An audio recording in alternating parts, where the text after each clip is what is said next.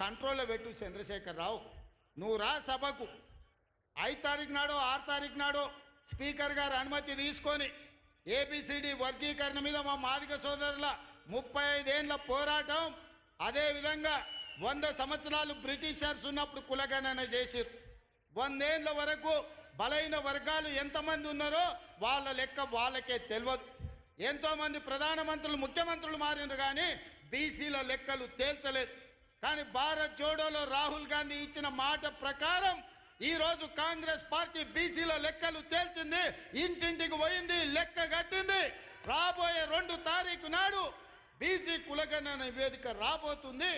అదేవిధంగా మాదిగల వర్గీకరణ మీద కూడా జ్యుడిషియల్ కమిషన్ నివేదిక ఇవ్వబోతుంది.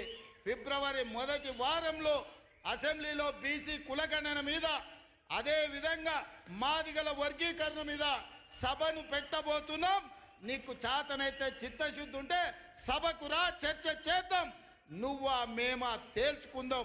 నీ ఫామ్ హౌస్లో నీ వంది మాగదులను, నీ భజన చేసేటోళ్ళను నువ్వు వాళ్ళను జమేసుకొని వాళ్ళ ముందల పొంకనాలు కొట్టకు చంద్రశేఖరరావు.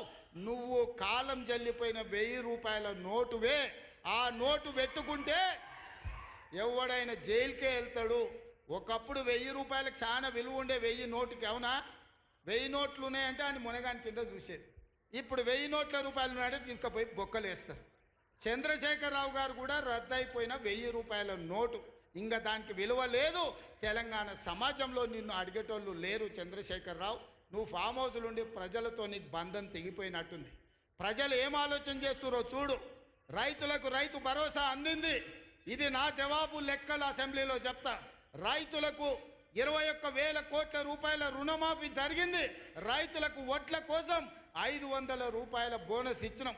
రైతులకు వ్యవసాయానికి 24 గంటల ఉచిత కరెంట్ ఇచ్చినాం. రైతులకు 200 యూనిట్లు ఇంట్లో ఇవాళ ఉచితంగా ఇస్తున్నాం. ఆడబిడ్డలకు